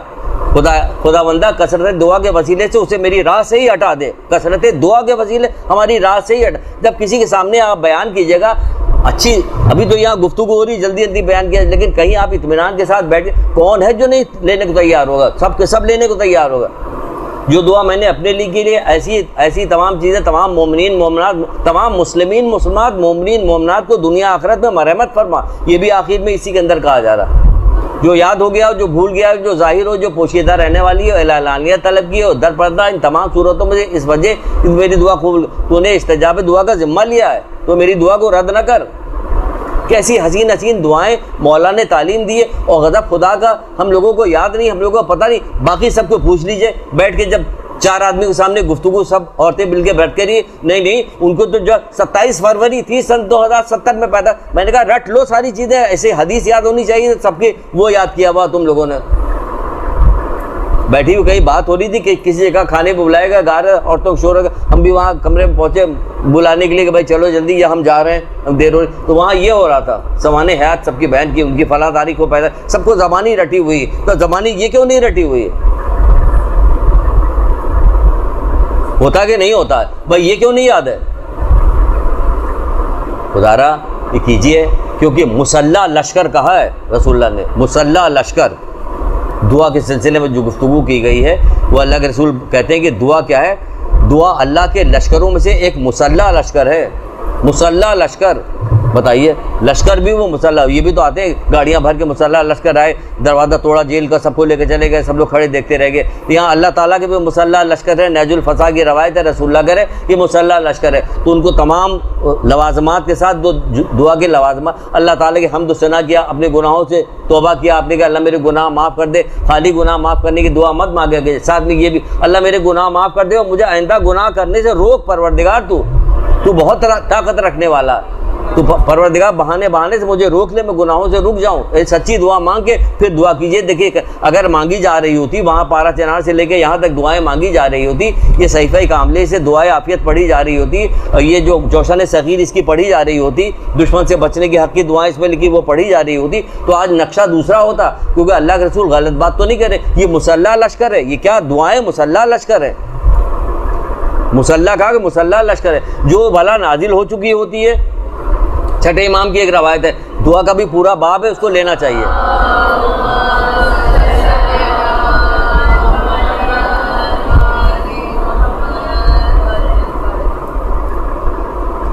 जब बड़ी इतनी सारी हदीसें दुआ के सिलसिले में कहने की क्या जरूरत, तरह तरह से हदीसें मौजूद है दुआ के सिलसिले, दुआ के बाब में। वो इसीलिए कही गई कि जब बंदा मोमिन पढ़ेगा इसको तो इसके दिल में शौक़ पैदा होगा, इसके दिल में शौक़ पैदा होगा, जज्बा पैदा होगा, शुरू करेगा। फिर जब हमारी दुआएं पढ़ेगा, देखेगा, उसकी चाशनी देखेगी किस अंदाज में मौला ने दुआ मांगी, तो उसको मज़ा आएगा, उसको खुशी होगी। आप जब पढ़ती रहिएगा तो आपको दुआएं ज़बानी याद हो जाएंगी, ज़बानी चलते फिरते आप पढ़ती रहिएगा। 2 मिनट में जीने से उतरते वक्त, चढ़ते वक्त, घर से बाहर निकलते वक्त आप दुआ पढ़ती हुई निकल जाइएगा, आपको सब ज़बानी याद रहेगी। लेकिन नहीं, वो करते ही नहीं। तो क्या ये मुसलसल ये सारी क्या छठे इमाम की रवायत क्या फरमाते कि जो बला नाजिल हो चुकी है और जो बाला नाजिल होने वाली है, दोनों को दुआ जो है दोनों को ख़त्म कर देती है। नहीं समझे? अगर कोई बला नाजिल हो गई तो आप कहेंगे अब दुआ मांगने क्या फ़ायदा, कि नाजिल हो गई। कहीं मौला कह रहे हैं नहीं, ये भी जो दुआ है ये इसको भी और जो अभी नाजिल नहीं हुई उसको भी पलटा देगी दुआ। तो किस चीज़ को पलटा देगी? हमें दुनिया में साथ खैरियत के साथ ईमान से हम दुनिया में ज़िंदा रहें, उसके लिए भी दुआ मांगनी, उसके असबाब तलाश करने, देखने, वो काम करना। फिर हमें दुनिया में जाने लगे तो अपनी पीछे औलाद के लिए भी दुआ मांगनी। कितनी दुआएं हमें ऐसी तालीम दी गई जो हमारे बाद भी औलादों के काम आती रहेगी, वो दुआ हमें पता ही नहीं। जब दुआ की किताबें उठाएंगे तब देखेंगे ना, कितनी दुआएँ ऐसी हैं जो हमारे क़ब्र में काम आने वाली, कितनी दुआएँ ऐसी बरज़ख में काम आएंगी, मैदान क़यामत में काम आएंगी। ये क्या दुआएँ काम आएंगी? क्या इसी दुआ में जो औलाद के हक़ की दुआ है उसी के अंदर आखिर में भी कहा जाए हमें दोज़ख के आज़ाब से पनाह दे, और बहुत सारी चीज़ें हर जगह तो कही जा रही, बार बार कही है दोज़ख। कितनी दुआएं ऐसी है, एक जुमे की दुआ और ईद उल ज़ुहा की दुआ, वो अगर आप देखिएगा तो उसके आखिरी बाब में जब आप पहुँचिएगा सहीफ़े कामले के अंदर तो आपको लगेगा जैसे आप जो है सूरह रहमान पढ़ रही हैं।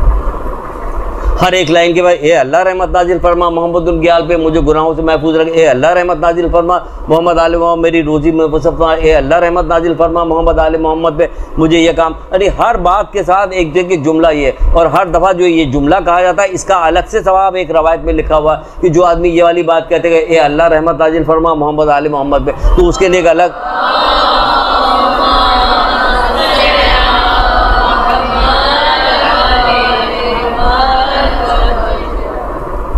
तो ये बीवी उसी वक्त होगा जब यहाँ से सोर्स लीजिए, फिर जाके उस पर अमल कीजिए। यहाँ से जो बातें बताई जाती है उसको सुनिए, सुनने के बाद उसमें से चीज़ें तलाश कीजिए कि हम कहाँ से अमल शुरू करते हैं। और अमल हमें करना, अमल से रुकना नहीं है, बार बार सुनना है, अमल करना है। देखिए जोश पैदा हो, बहुत सारी चीज़ें बार बार हम सुनते हैं। एक ही नोहा कोई पसंद आ गया तो उसको बार बार 50 दफ़ा सुन रहा, 100 दफ़ा सुन डाला, कहा कि भाई हमारा 100 दफ़ा का सुना हुआ है, हमें एक एक लफ्ज़ याद है इसका, 100 दफ़ा सुना, हमारा दिल ही नहीं भर रहा।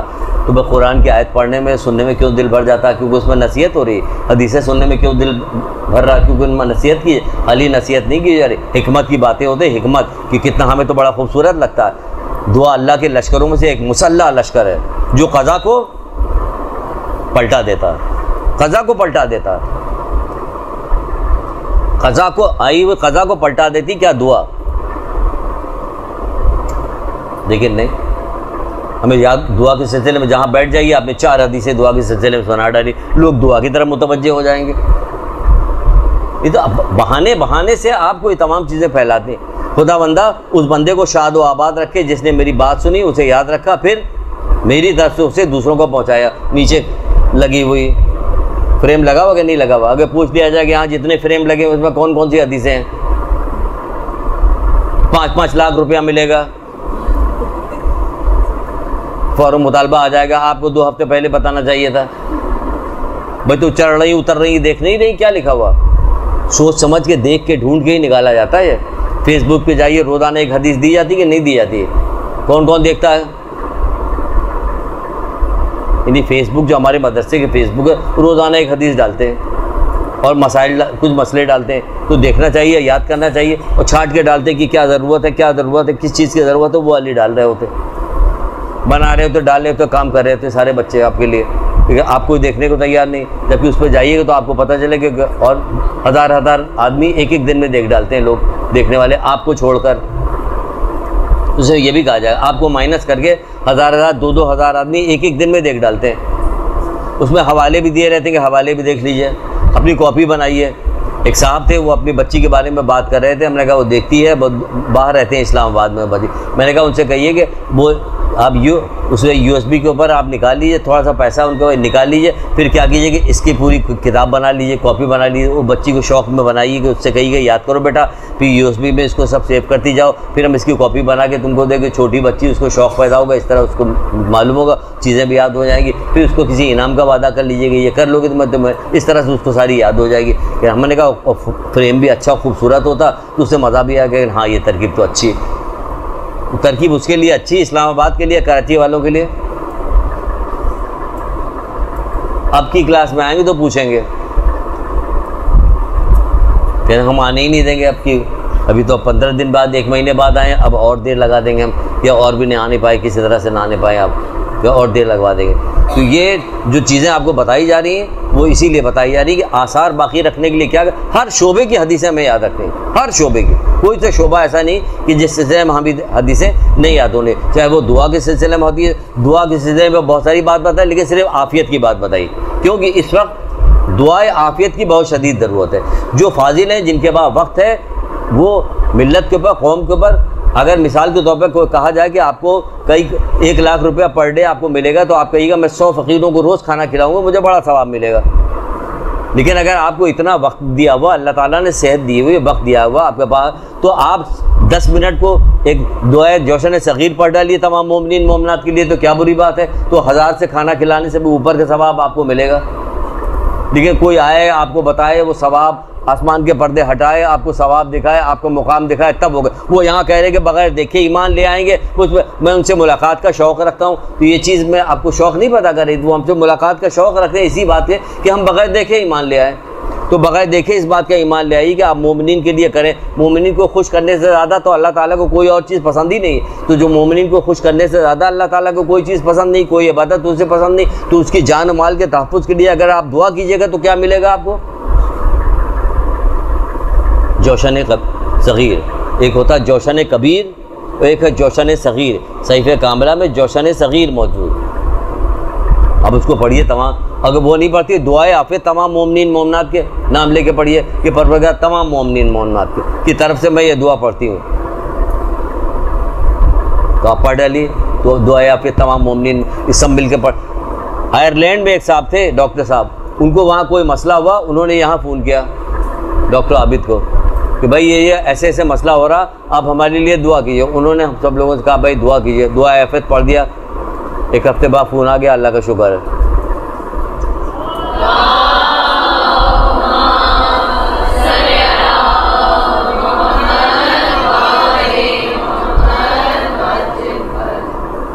समझ रही ना बात को? तो ये क्या बात, कुछ बात समझ में आई कि क्या कहना चाह रहे थे? क्या बात हुई? बात ये कहना चाह रहे थे, बात ये हुई कि आप लोगों को ज़्यादा से ज़्यादा ज़िंदगी के हर मौजू के ऊपर हदीसें याद होनी चाहिए, जिसकी वजह से आप हर जगह बैठ के कहिए, ख़ुद भी अमल कीजिए, दूसरों को भी बताइए, एक दूसरे से मुलाकातें कीजिए। मुलाकात करने के बाद हदीसे के सिलसिले में, हदीस के सिलसिले में बातचीत कीजिए, क्योंकि अगर ऐसा नहीं करोगे तो क्या होगा, हदीसें मिट जाएंगी। ये खौफ पैदा करेंगे, हदीसें मिट जाएंगी। आज मिट रही हदीसें, कोई गुफ्तगू 4-4 घंटे बैठे, 5-5 घंटे बैठे, पूरा दिन गुजार दे, एक हदीस कोई नहीं बयान करता आपस में गुफ्तगू में, और बात इतनी होती कि जिसकी कोई हद और इंतहा नहीं। वो कह रहे हैं मुलाकात करो, बात करो, अल्लाह उस बंदे को, मेरे शियों तक मेरा सलाम पहुँचा दो। छठे इमाम जाफर सादिक अलैहिस्सलाम कह रहे हैं।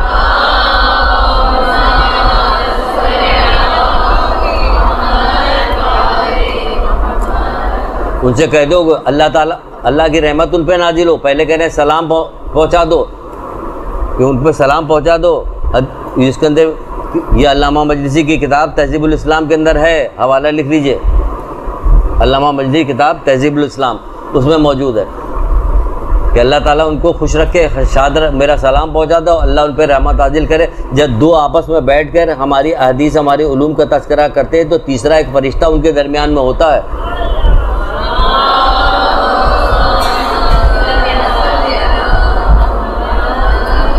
न इसका शौक़ पैदा हो रहा कि हमारे साथ फ़रिश्ता बैठेगा जब हदीस और उलूम का तज़किरा करेंगे, न इसका खौफ पैदा हो रहा कि हम बेपर्दा बाजार में निकलते हुए जा रहे हैं तो 40 फरिश्ते लानत भेजते हुए जा रहे हैं। दोनों में से न शौक़ है न खौफ है, तो किस आलम में हम चले गए। बाज़ रवायतों में तो ये कि फ़रिश्ते लानत भेजते हुए जा रहे हैं, तो ना हमें खौफ पैदा हो गया हमारे अंदर, ना हमारे अंदर शौक़ रह गया। दोनों में से कोई भी चीज़ नहीं रहेगी। वो कह रहा है अल्लाह सलाम, इमाम सलाम कह रहे हैं। एक ज़ईफ़ा को, एक ख़ातून को इमाम ने जब सलाम कहलवाया और किसी सहाबी ने जाके कहा कि छठे इमाम ने तुम्हें सलाम कहा है, तो इतना खुश हुई कि जज्बात में बेहोश हो गई। पहले कहने लगे क्या सचमुच इमाम ने मुझे सलाम कहलवाया? कहा हाँ, इमाम ने तुम्हें सलाम कहलवाया और ये तुम्हें कुछ अशरफियाँ दी हैं, कुछ पैसे दिए हैं, ये दिरहम दिनार दिए हैं, ये तुम ले लो। भाई ये सुनने के बाद इतना खुश हुई कि इमाम ने हमें सलाम कहलवाया, वो बेहोश हो गए, गिर गई। हम यार रात चिकते रहे, इमाम ने आपको सलाम कहलवाया है, इमाम ने सलाम कहलवाया, अल्लाह आप पे रहमत नाजिल करे, और ये हो जाए वो हो जाए, और तालिब इल्म अल्लाह का महबूब है, और खराटे लेके सो रहे थे। और कह दिया जाके आपका तो वीज़ा लग गया कनाडा का, और खुशी से खोले नहीं संभाले। वहाँ होगा क्या,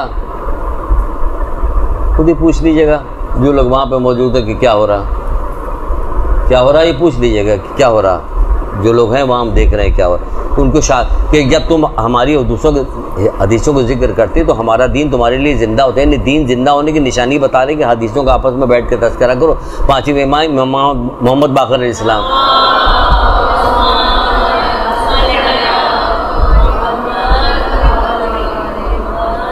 अपने एक साहबी से पूछा कि क्या तुम लोग आपस में बैठ के हमारे उलूम और हमारा तज़किरा करते हो, हमारे उलूम का, हमारे जिक्र? हाँ मौला वल्लाह करता हूँ। दोनों चीज़ का, इल्म और उनके फ़ज़ाइल जो है वो ख़ुद इल्म है, ये भी याद रखिएगा। जो लड़कियाँ मजलिसें पढ़ती हैं, जो ख़वातीन मजलिस पढ़ती हैं, मौका मिलेगा तो एक वैसी क्लास दी जाएगी। मजलिस पढ़ें तो क्या पढ़ें मजलिस में, पढ़ा क्या जाए। इतना मैटर, जो फ़ज़ाइल पढ़े जा रहे हैं उसी के अंदर मैटर है। फ़ज़ाइल ख़ुद इल्म रखते हैं, उनके जो फजीलतें वो पूरी की पूरी इल्म है। और क्या है फजीलत? तो दो तरह की फजीलत होती, एक वो जो वो लोग बयान करते हैं जिसमें आपको कुछ नहीं मिलता, उनको मिलते हैं नारे और शोहरत, उनको मिलती है, आपको कुछ नहीं मिलता।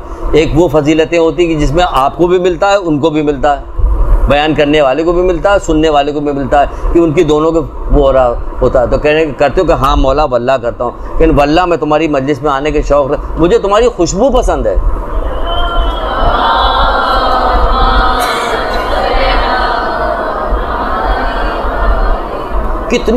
कितनी अहादीसें सिर्फ इस मसले के ऊपर हैं कि हमारी हदीसें याद करो, हमारी हदीसें याद करो, हमारी हदीसें, आपस में मुलाकातें करो, हमारी हदीसों का तज़किरा, हमारी, इसमें शक नहीं कि हमारी हदीसें सीने के जंग को दूर करती हैं।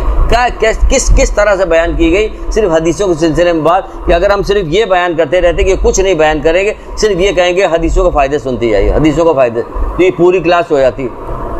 और कितनी ऐसी हदीसें कि इसमें से हम बयान भी कर चुके हैं, कितनी ऐसी हदीसें जो इसमें बंद रखी हुई है, सुनाई नहीं, क्योंकि मौका नहीं, कि क्योंकि एक हदीस सुनाएंगे तो फिर उसके ज़िम्न में बोलना पड़ेगा, फिर तो 15 मिनट निकल जाएगा उसी में। तो हर जगह बार बार, तो अब क्या काम, समअप करने के बाद एक जुमला, यानी ये ज़िंदगी के हर शोबे के बारे में। देखिए अभी हल्के फुल्के हमने निकाह के बारे में बता दिया, औलाद के बारे में बता दिया, ये तो सारी हो जाए, लेकिन जब क्या किताब खरीदिएगा, पढ़ना शुरू कीजिएगा, तो आपको पता चलेगा कि भाई हमारी तो एक एक सांस के ऊपर एक एक हदीसें हैं जो अगर हमें याद कर लें, उस पर अमल कर लें तो हमें मुश्किल भी नहीं होगा, कोई मुश्किल नहीं। क्योंकि आप ऐसा तो नहीं कि नीचे से सीढ़ियाँ चढ़ के आ रही, हदीस याद कर ली तो सीढ़ी चढ़ने में मुश्किल हो रही है, बगैर हदीस क्या बड़ी आसानी से चढ़ के आ गए। तो नहीं, फ़ायदा हो रहा कि आप चढ़ भी रही हैं, आपको फ़ायदा भी हो रहा क्या कि आपने ये अमल कर लिया। घर से बाहर निकल रही तो अगर आपने 2 लफ्ज़ कुछ पढ़ लिया जो आपको बताया गया तो आपको फ़ायदा, आप साथ खैरियत से गई, साथ खैरियत के वापस आई। चलते फिरते संदूकची रखी हुई, चलते फिरते आ रहे हैं, जा रहे हैं, दिन में न जाने कितनी दफ़ा सदका डालते चले आ रहे हैं, क्योंकि हमें याद आ रहा सदक़े के सिलसिले में कितनी बातें लिखी हुई, दुआ के सिलसिले में कितनी बातें, सोना उठने बैठने के सिलसिले में कितनी। सिर्फ एक हदीस उसी पर डाली थी जो कह रहे थे आप लोग नहीं देख रहे, एक हदीस डाली थी, क्योंकि हमें इतने बड़े से ज़्यादा का हमारे पास वो ही नहीं होता कि हम डालें। कि जो शख्स सोते वक्त जिसने बिस्मिल्लाहिर्रहमानिर्रहीम कह दिया तो परवरदिगार एक फ़रिश्ता उसके ऊपर मुकर्रर करेगा जो सुबह तक उसकी हर सांस का सवाब उस पर लिखता रहेगा। इतनी बार वो लोगों ने उसको विजिट किया कि जिसकी कोई इंतहा नहीं। लोगों को फ़ायदा चाहिए थे, फ़ायदा नहीं हो रहा कि आपने सोते वक्त कितनी देर लगी बिस्मिल्लाहिर्रहमानिर्रहीम पढ़ने। आपको तो बहुत सारी चीज़ें बताई गई, तो क्या सोना हो क्या जागना हो, सो के उठी तो आपको क्या करना है, इसका कैसे हमें पता चलेगा। हम किसी से, हमारे तो जहन में बात भी नहीं आएगी कि हम जाके पूछें कि मौलाना साहब हम जब सो के उठें तो क्या करें, आएगी नहीं बात में। हाँ, जब हम किताब पढ़ रहे हैं तो उसके अंदर दिया हुआ कि जब बंदा सो के उठे तो क्या करे कि नहीं ना जलना पड़े और अकीक को हथेली की तरफ अपनी करके उसको देख ले और ये वाली दुआ पढ़ेगी साथ खैरियत के मेरे। तो अगर हम न पढ़ रहे होते तो ये वाली बात भी हमारे दिमाग में ना आती कि हम क्या करें। अब उसके आदी हो गए, अब जैसे सुबह उठते हैं पहला काम ये करते कि इन्ना जलना पढ़ रहे होते और हथेली की तरफ अपनी हदीस किया हमने, अरे अकीक की अंगूठी किया और उसके बाद दुआ मांग दी, कोई सी भी आफियत की दुआ मांग लिए। अल्लाह मैं तुझसे खैर का सवाल करता हूँ, उस खैर का जिसको तेरे इल्म घेरो, हर उस शर से पनाह मांगता हूँ जिसका तेरे इल्म अहाता के। ए खुदा मैं अपने तमाम उम्र में तुझसे खैर व आफत के सवाल करता हूँ, दुनिया की रुसवाई आखरत के अज़ाब से तुझसे पनाह मांगता हूँ। कितनी देर लगी इसमें, और हो गई सुबह, हो गई, गए पंजत पाक का नाम देखा, सबको सलाम किया, दुरूद पढ़ा, जाके सदका निकाला, शुरू हो गए। कितना टाइम लगा इसमें, कोई भी अगर ना पढ़ा होता तब भी उठ जाएगा, आँख मिलते हुए उठ गया तब भी, तो ऐसे तब भी उठते, यही उठता ना। अब जब पढ़ लिया तो क्या ये है पढ़ने का वक्त। जब आप पढ़िएगा तो आपको कदम कदम पे हर आदमी को अपने अपने जहन अपने अपने मर्जी के मुताबिक चीज़ मिलती जाएगी, उसको उठाता जाएगा, उसको याद करता जाएगा, आगे बढ़ाता जाएगा। एक दुरूद पढ़िए मोहम्मद आले मोहम्मद।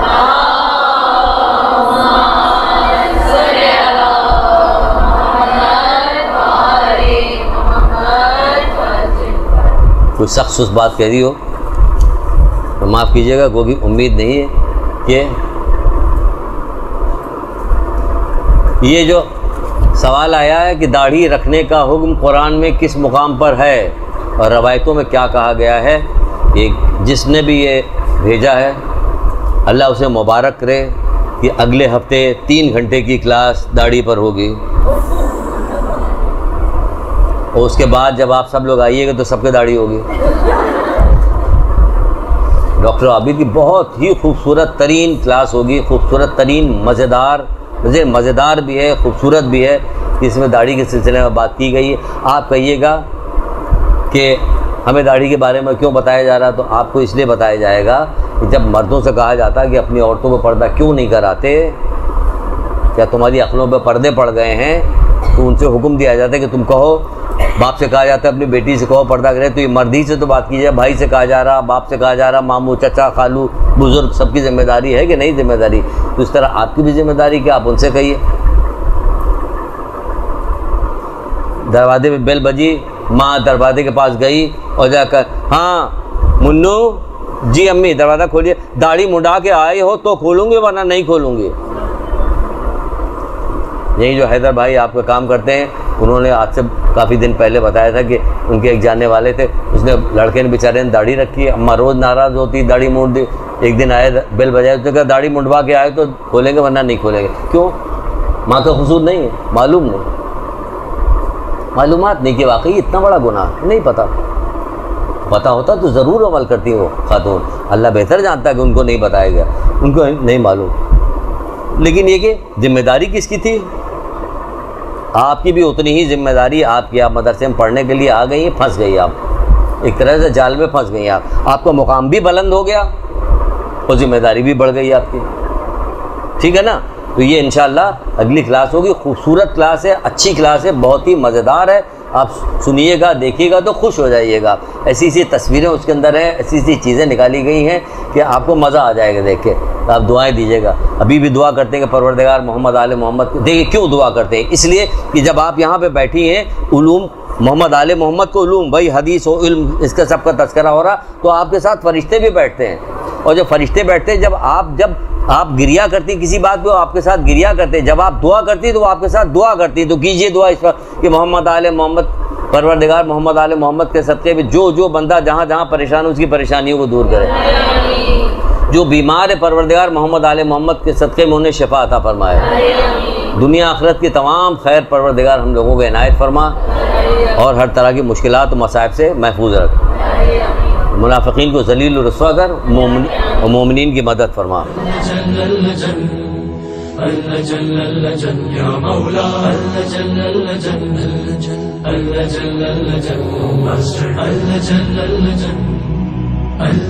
या साहिब समा अल्लजन